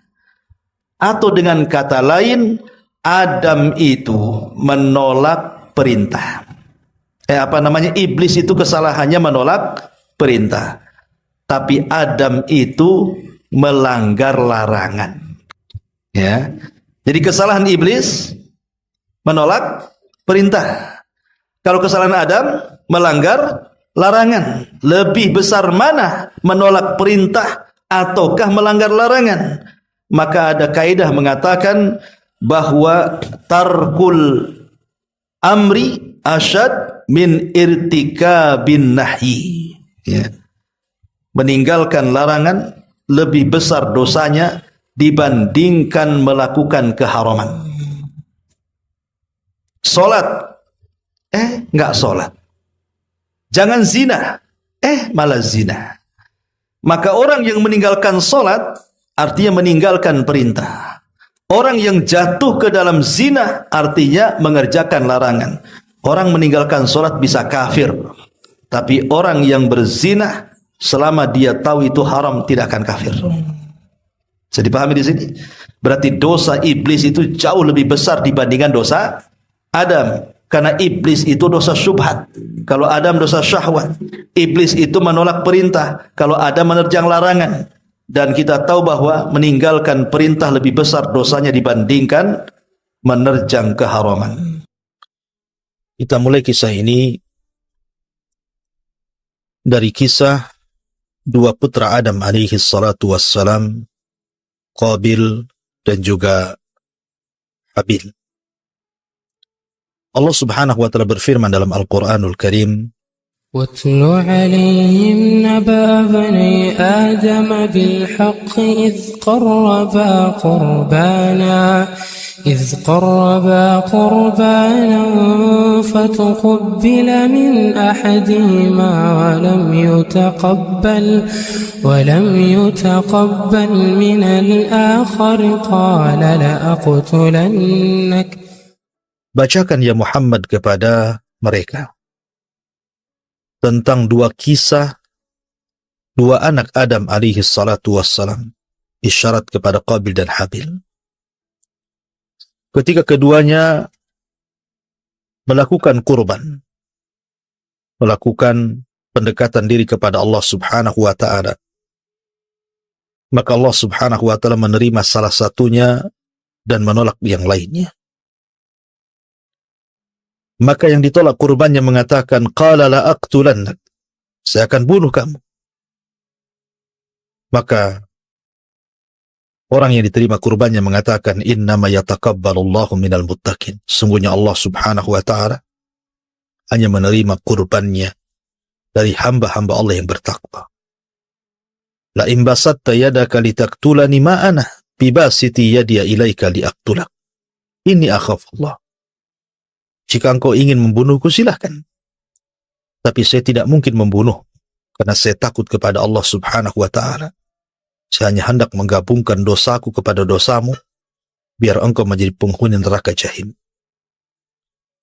Ma'asyiral muslimin yang dimuliakan Allah Subhanahu wa taala, ketika Adam alaihi salatu wassalam syariatkan Allah Subhanahu wa taala untuk memperbanyak keturunannya dengan cara menikahkan masing-masing pasangan dengan kembarannya. Pada ketika itu Adam alaihi salatu wassalam dikaruniakan oleh Allah Subhanahu wa taala 40 anak-anak laki-laki dan perempuan, di mana setiap hawa lahir maka selalu kembar, laki-laki dan perempuan.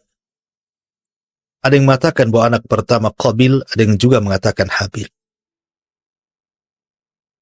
Lah ketika Adam alaihi salatu wassalam baru memiliki dua keturunan, Habil dan Qabil, dan keduanya kemudian diperintahkan oleh Adam atas perintah Allah untuk menikah silang.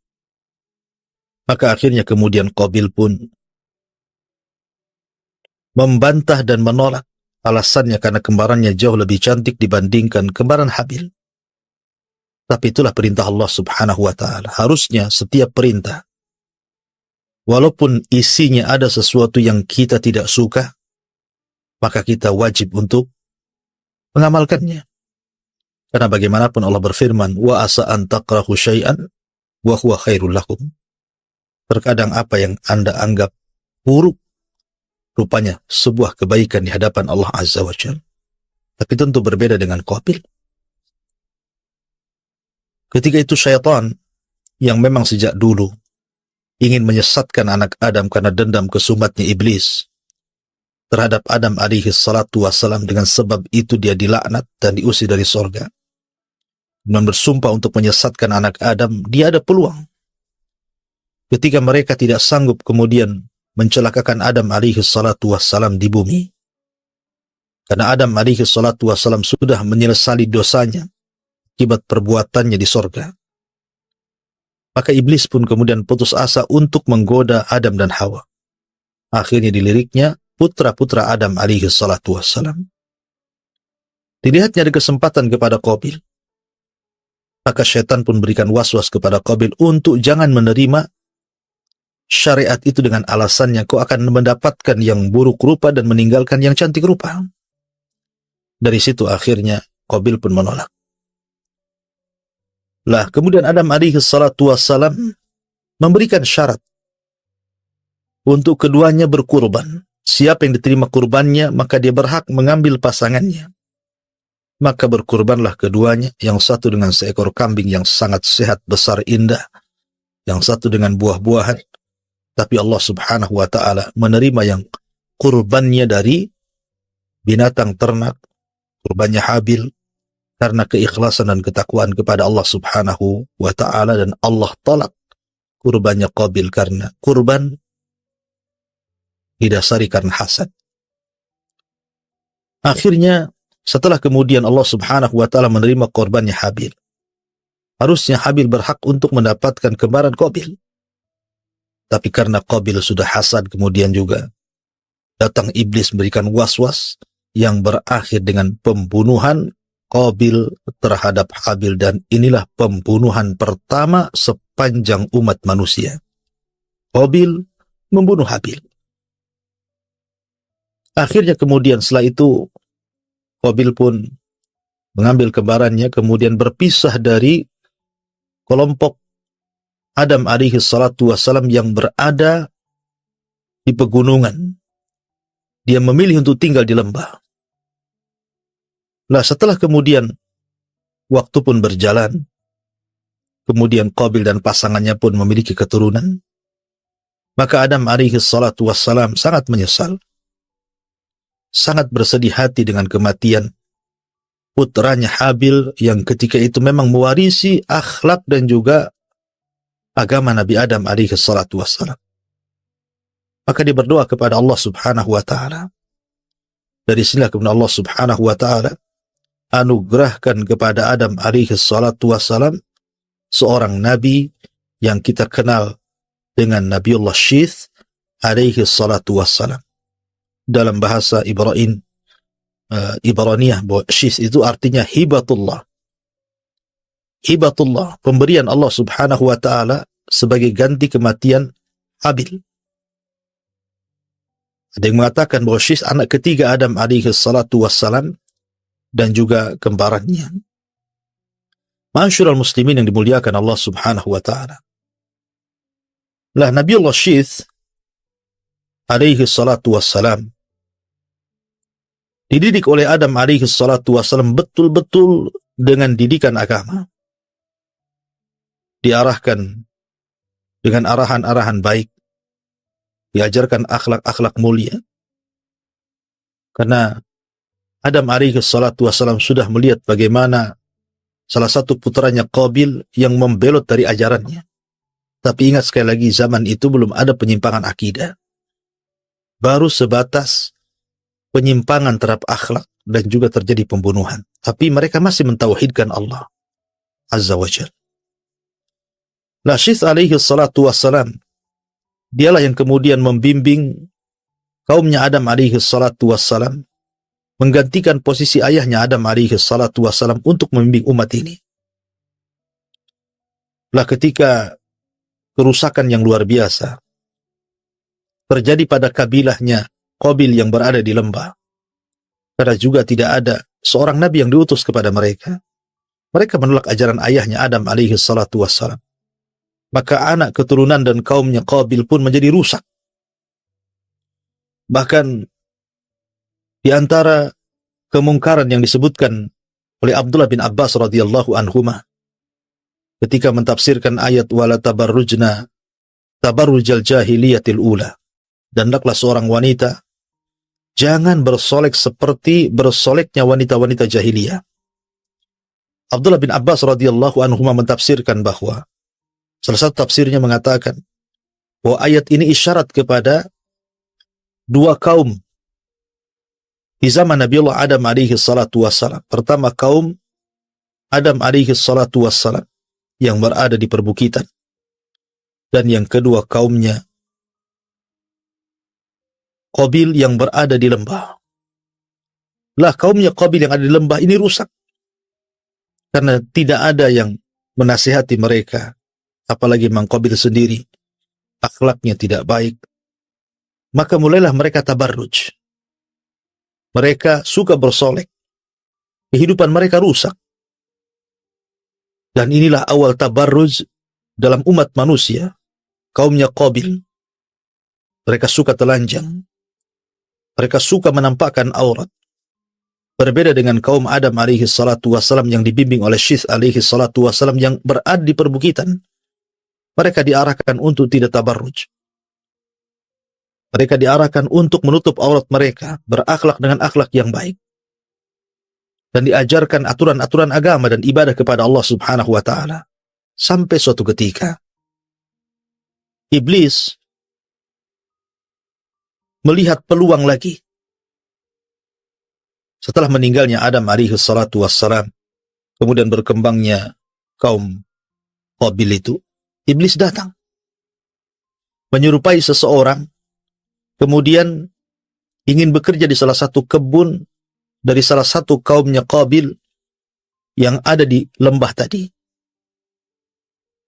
Kemudian mulailah Iblis mengajarkan kepada mereka musik-musik dan juga lagu-lagu yang tidak ada faedahnya untuk memalingkan di jalan Allah subhanahu wa ta'ala. Maka diciptakanlah sebangsa seruling, kemudian ditiupnya. Makanya kemudian Nabi SAW mengatakan bahwa mizmar, seruling itu adalah suara syaitan. Ya.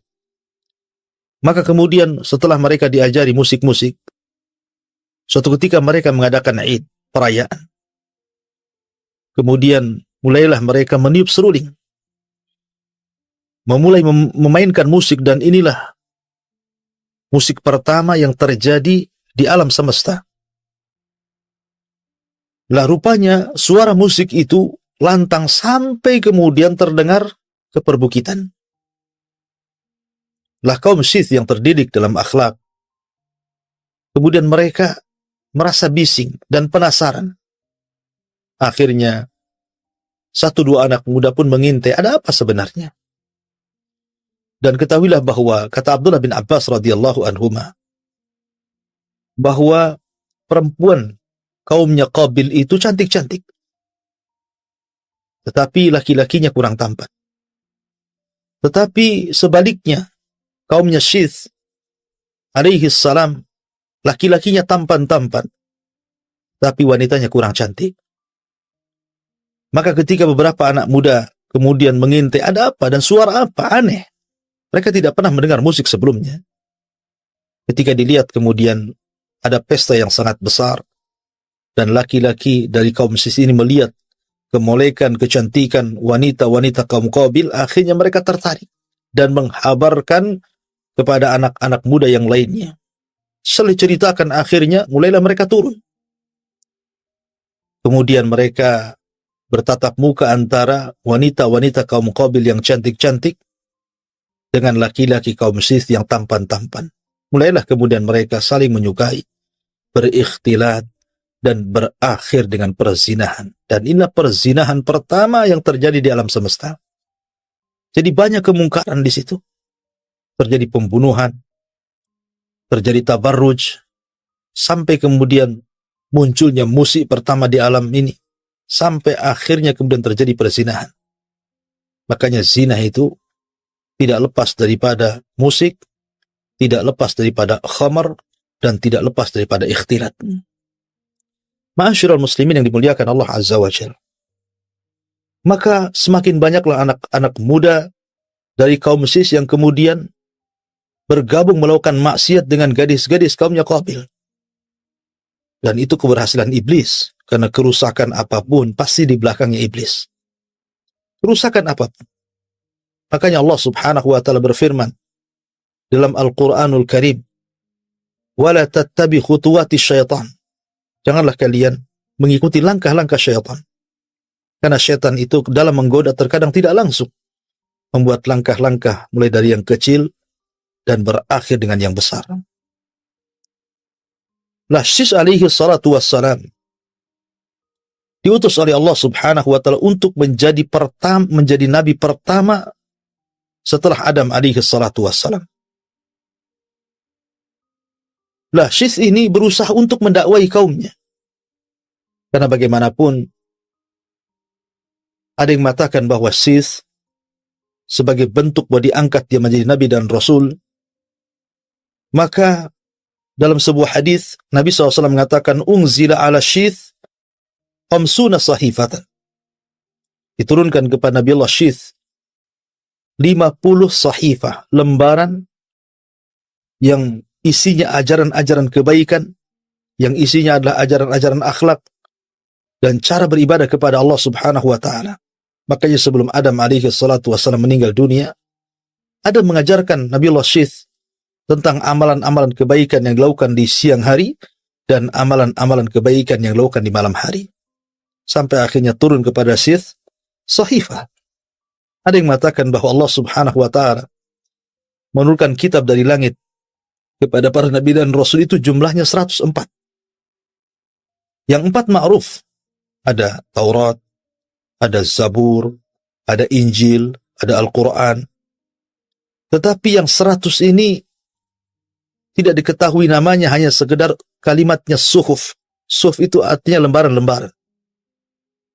Seperti Zabur sendiri sebenarnya lembaran-lembaran. Zabur itu kan tidak tebal. Hanya beberapa lembaran saja. Yang kemudian menjadi tarannum, menjadi sebuah bait-bait syair yang kemudian selalu dilantunkan oleh Nabiullah Daud alaihi salatu wassalam sampai suaranya luar biasa. Dan Daud memiliki suara yang sangat indah sampai suaranya diikuti oleh gunung-gunung dan juga burung-burung. Nah, sahifah itu lembaran-lembaran. Nah, dari 100 lembaran itu 50 lembar diberikan kepada Nabi Allah Syis alaihi salatu wassalam. Kemudian yang 30 lembar nanti akan sampai kisahnya diberikan kepada Idris alaihi salatu wassalam. Kemudian yang 10 lembar diberikan kepada Nabi Musa alaihi salatu wassalam selain Taurat, dan yang 10 lembarnya diberikan kepada Ibrahim alaihi salatu wassalam, maka lengkaplah 100. 50 kepada Syis, 30 kepada Idris, 10 kepada Musa, dan 10-nya lagi kepada Ibrahim alaihi salatu wassalam. Dan Al-Quran mengisyaratkan inna hadha la fi suhufil ula suhufi Ibrahim wa Musa.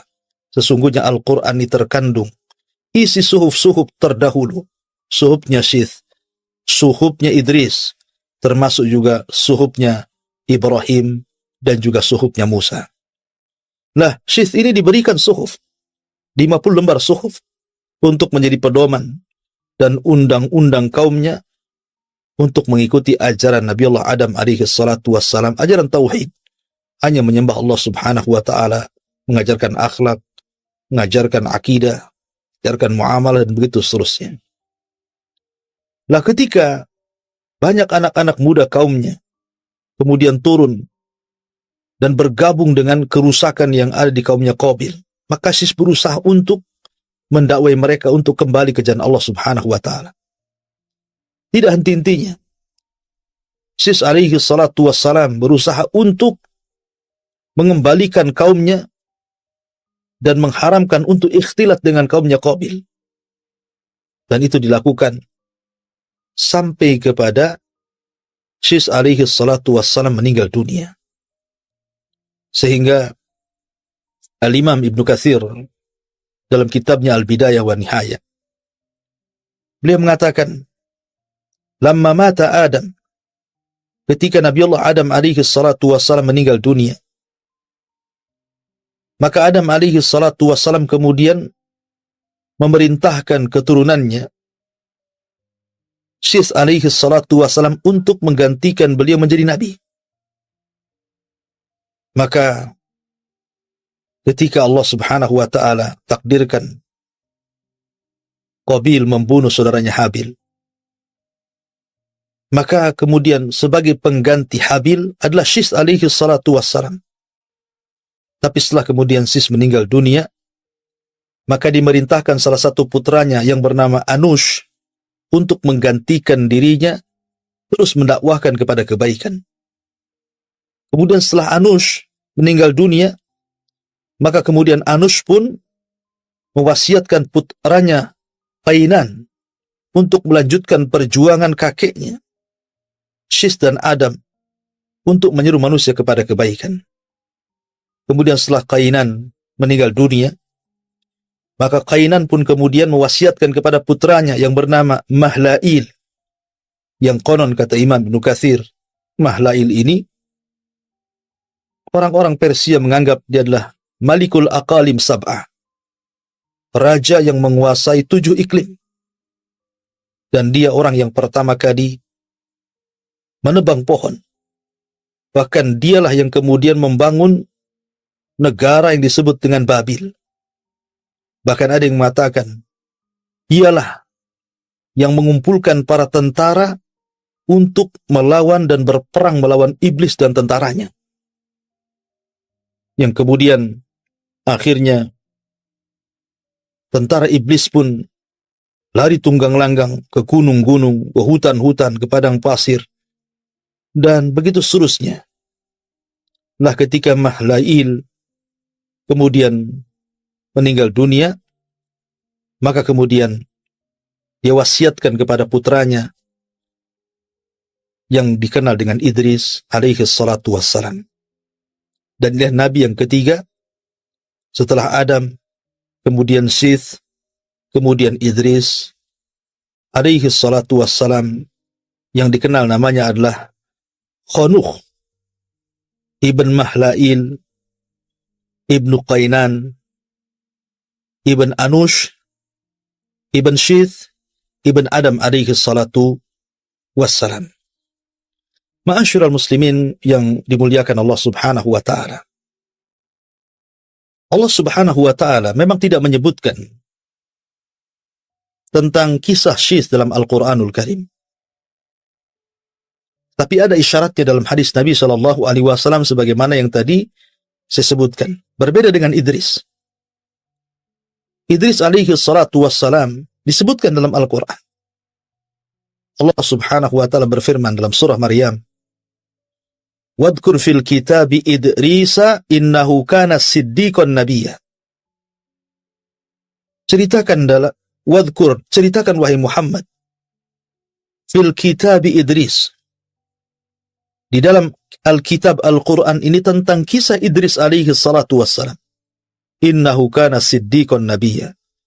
Sesungguhnya Idris adalah orang yang sangat jujur dan dia adalah seorang nabi. Wa rafa'nahu makanan 'aliyya. Dan kami angkat Idris ke tempat yang paling tinggi. Anda harus tahu bahwa Allah subhanahu wa ta'ala ketika mengutus para nabi dan rasul itu cukup banyak berdasarkan hadis Abi Dzar yang bertanya kepada Nabi SAW tentang jumlah para nabi dan juga jumlah para rasul. Sehingga Nabi SAW menjelaskan bahwa Adadul Anbiya, jumlah para nabi itu 120.000 dan jumlah rasul itu 315. Tetapi Al-Quranul Karim tidak menyebutkan semuanya.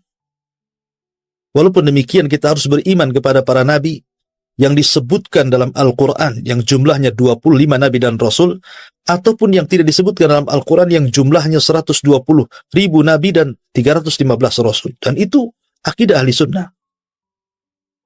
Walaupun yang kita kenal, yang kita harus imani adalah 25 nabi dan rasul karena namanya dicantumkan dalam Al-Quran, di mana 15 secara nama tercantum dalam surah Al-An'am dan sisanya sampai 25 nabi dan rasul tercantum dalam beberapa surat di dalam Al-Quranul Karim.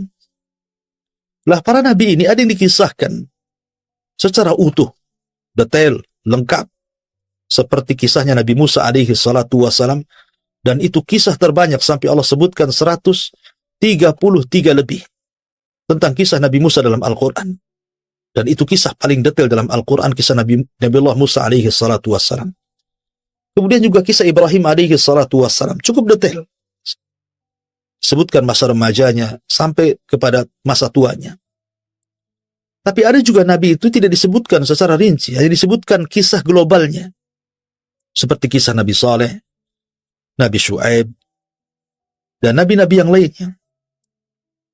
Tapi ada Nabi juga sama sekali kisahnya hanya cuplikan saja. Seperti kisah Idris tidak disebutkan bagaimana masa kecilnya, masa remajanya, sampai tuanya.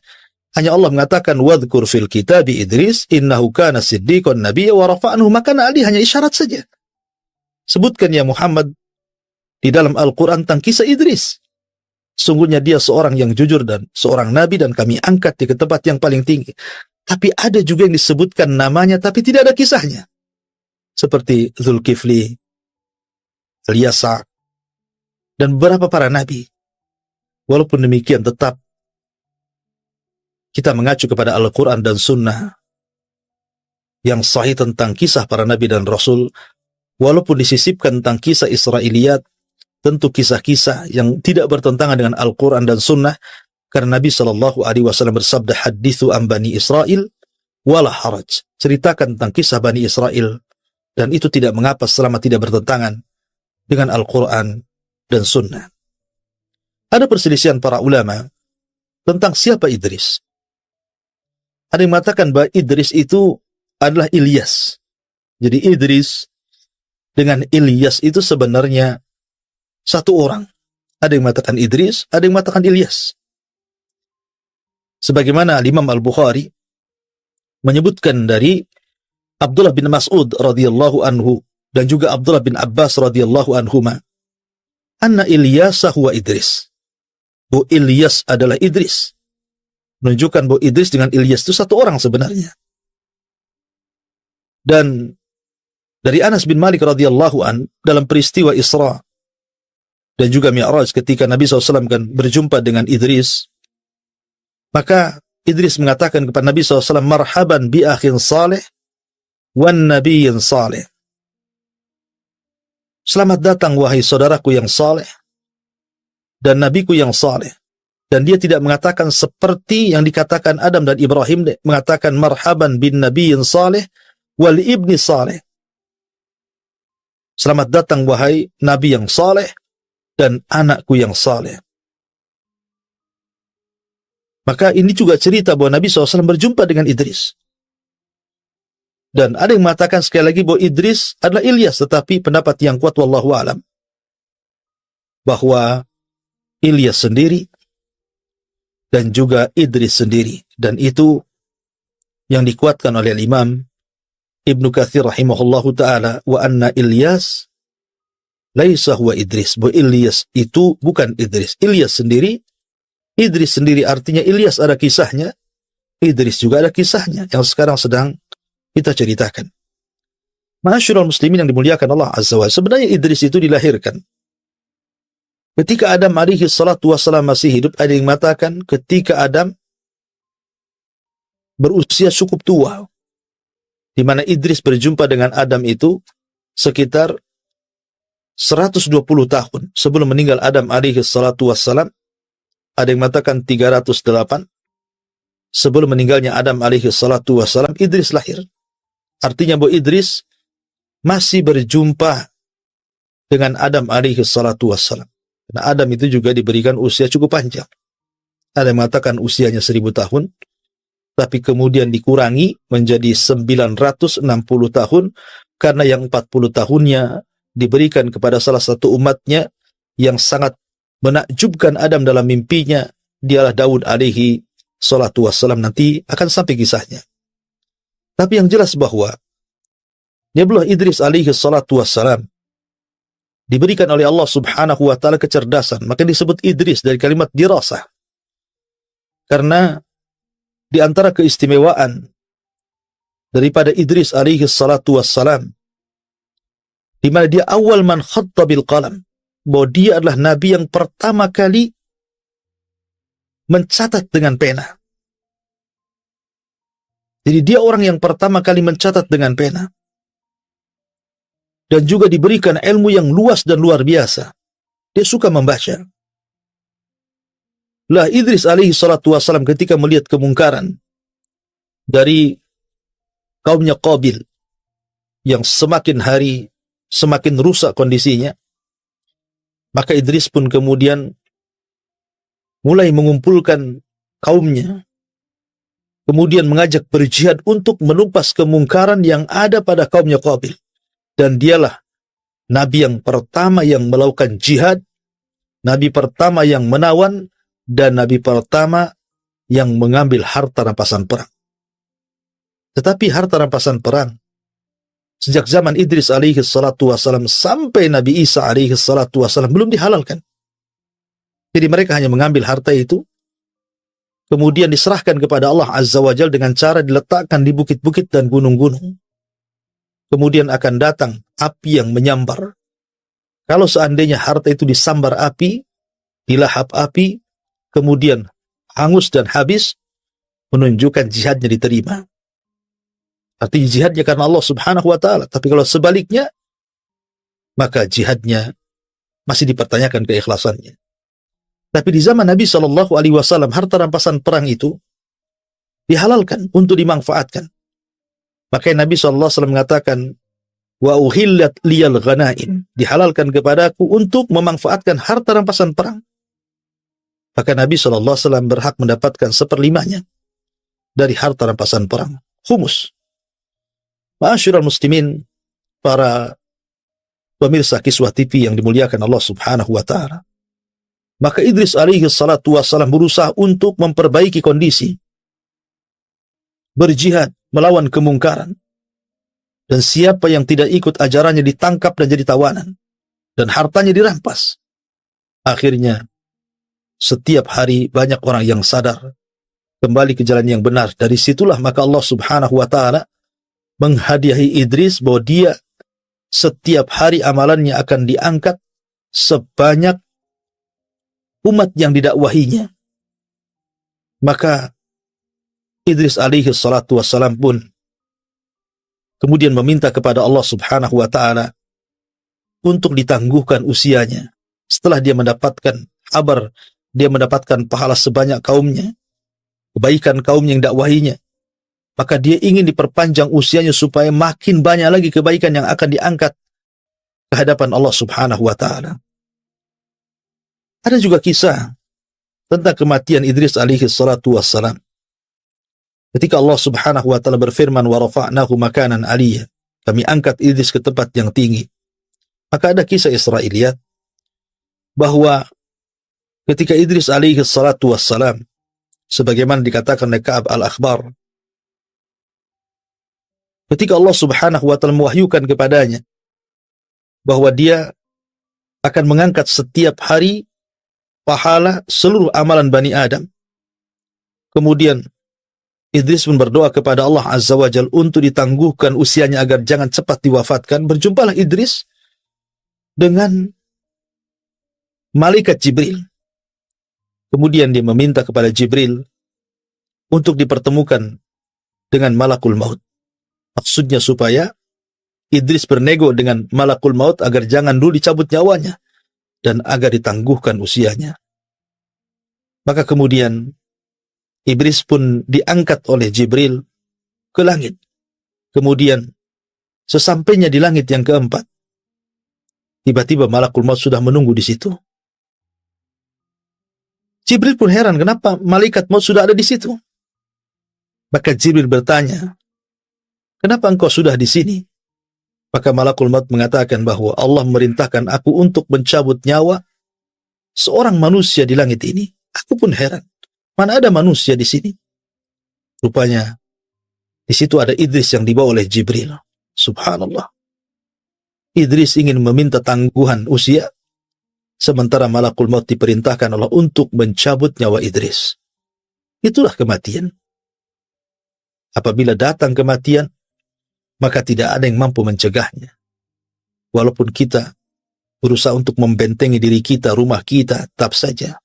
Walau kuntum fi burujin musayyadah, aina ma takunu yudrikumul maut, walau kuntum fi burujin musayyadah. Dimanapun kau berada, kematian itu pasti akan menjemput dirimu, walaupun kau bentengi rumahmu, dirimu dengan apapun benteng, tetap saja kematian itu akan menjemput siapapun. Kalau sudah datang takdirnya, la yastakhiruna sa'atan wa la yastaqdimun, tidak mungkin mundur, tidak mungkin maju. Kullu nafsin dha'iqatul maut, setiap jiwa pasti akan mati. Ada yang mengatakan seperti itu, bahwa Idris meninggal di langit keempat, dan itu makna ayat wa rafa'nahu makanan aliyya, dan kami angkat Idris ke tempat yang tinggi. Tapi ini kisah Israiliyat. Tapi ada juga yang mengatakan bahwa Idris tidak meninggal di langit. Idris meninggal di bumi. Karena semua manusia meninggal di bumi. Sebagaimana Adam alaihi salatu wassalam diturunkan dari sorga, supaya dia meninggal di bumi. Adapun Isa alaihi salatu wassalam diangkat ke langit. Dia akan diturunkan kembali di akhir zaman dan akan meninggal di bumi. Jadi semua manusia akan meninggal di bumi. Tidak ada satupun manusia akan meninggal di langit. Tapi ini masalah khilaf para ulama.